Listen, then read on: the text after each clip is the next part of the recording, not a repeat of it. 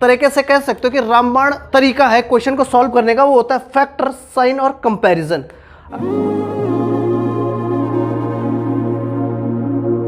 Hello दोस्तों, हमारे YouTube channel में आपका स्वागत है।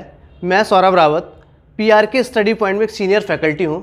आज हम क्वाड्रेटिक क्वेश्चन के बारे में पढ़ने वाले हैं कि क्वाड्रेटिक क्वेश्चन को कैसे सॉल्व किया जाता है, कुछ यूनिक ट्रिक्स से और कुछ शॉर्टकट से इसको कम टाइम में कैसे टैकल किया जाता है। जैसे कि आप जानते हैं कि बैंकिंग एग्जाम में क्वाड्रेटिक क्वेश्चन का अच्छा खासा वेटेज होता है। आपको 5 क्वेश्चन करने होते हैं और 100% एक्यूरेसी भी लगानी होती है और विद इन कुछ मिनट में आपको इस क्वेश्चन को अच्छे खासे तरीके से सॉल्व करना होता है। तो आज हमारा फोकस इसी पे रहेगा कि हमारी एक्यूरेसी भी 100% रहे और टाइम भी कम कंज्यूम हो। चलिए स्टार्ट करते हैं क्वाड्रेटिक इक्वेशन। इक्वेशन का मतलब होता है समीकरण और क्वाड्रेटिक का मतलब होता है पावर 2 होना। जैसे हिंदी में कहते हैं द्विघात समीकरण, द्विघात का मतलब ही वही है कि पावर 2 होना। तो जिस इक्वेशन की पावर 2 होगी उसे हम द्विघात समीकरण कहेंगे। इसमें x के 2 कोएफिशिएंट होंगे, एक तो b होता है और एक कांस्टेंट टर्म होता है c। जैसे हम एक फॉर एग्जांपल लें, स्टैंडर्ड फॉर्म जो होता है क्वाड्रेटिक इक्वेशन का वो होता है ax² + bx + c = 0। आप जानते होंगे हम इसे 4 और तरीके से लिख सकते हैं। पहला तरीका तो यही है ax² + bx + c = 0। दूसरा जो तरीका है वो है ax² + bx - c = 0।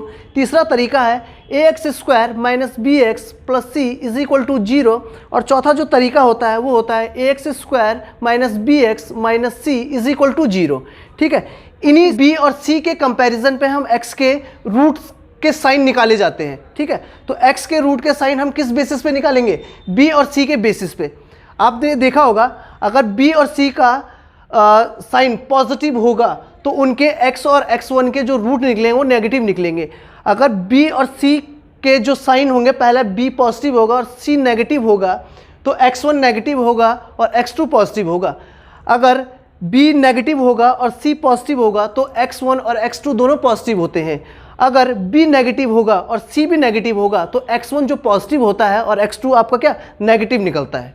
ठीक है, ये तो इसका साइन कन्वर्जन का जो बेसिक कॉन्सेप्ट है ये कहता है। ठीक है, इसके साथ साथ आपको 3 चीज़ें जो बहुत इंपॉर्टेंट है, जो मतलब एक तरीके से कह सकते हो कि रामबाण तरीका है क्वेश्चन को सॉल्व करने का, वो होता है फैक्टर, साइन और कंपैरिजन।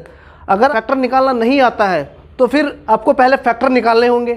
फैक्टर निकालने के बाद आप साइन को कन्वर्ट करते हो, b और c के हिसाब से आप उनके रूट के साइन को कन्वर्ट करते हो। और तीसरा जो पॉइंट है वो होता है कंपैरिजन। जब आप x1 और x2 के रूट निकाल लेते हो उसके बाद आपको वेरिएबल को कंपैरिजन करना होता है कि x बड़ी है या y बड़ी है, कौन सी वैल्यू बड़ी है। इसी के बेसिस पे हम क्वेश्चन को निकालते हैं।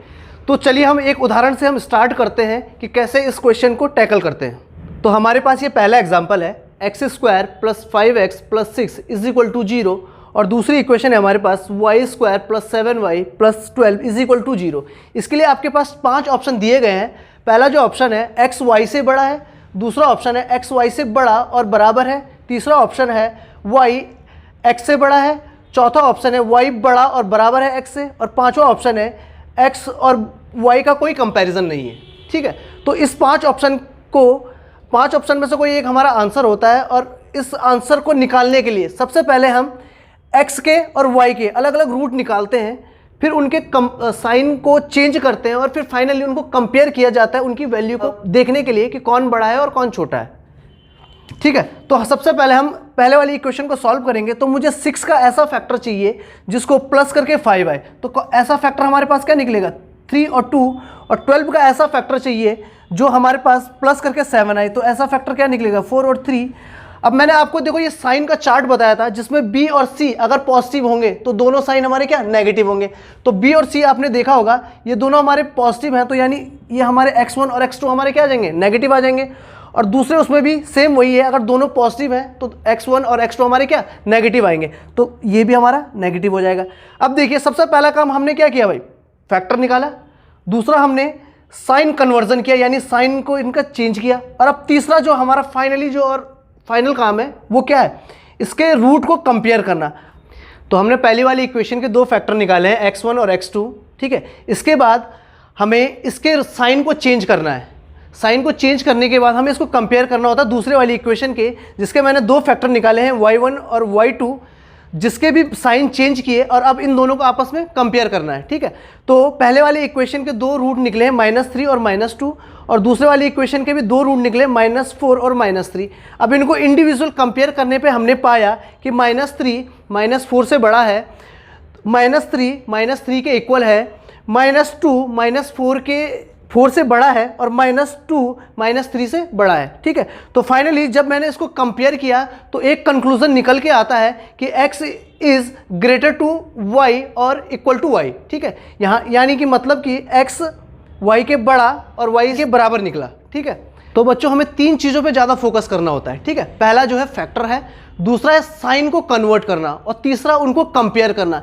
इन्हीं तीनों चीज़ों के बेसिस पे हम किसी इक्वेशन को बहुत जल्दी अच्छे से मतलब टैकल कर सकते हैं। और आपको पता होगा कि एग्जाम में बहुत अच्छी बात है अगर आप इसको जल्दी से टैकल कर पाए और एक्यूरेसी के साथ टैकल कर पाए। तो दोस्तों आज के लिए इतना ही करेंगे। नेक्स्ट क्लास में कुछ अच्छे एग्जाम्पल के साथ और कुछ अच्छी ट्रिक के साथ हम फिर से आपसे मिलेंगे। हमारे चैनल को सब्सक्राइब कीजिए और ज़्यादा से ज़्यादा शेयर कीजिए।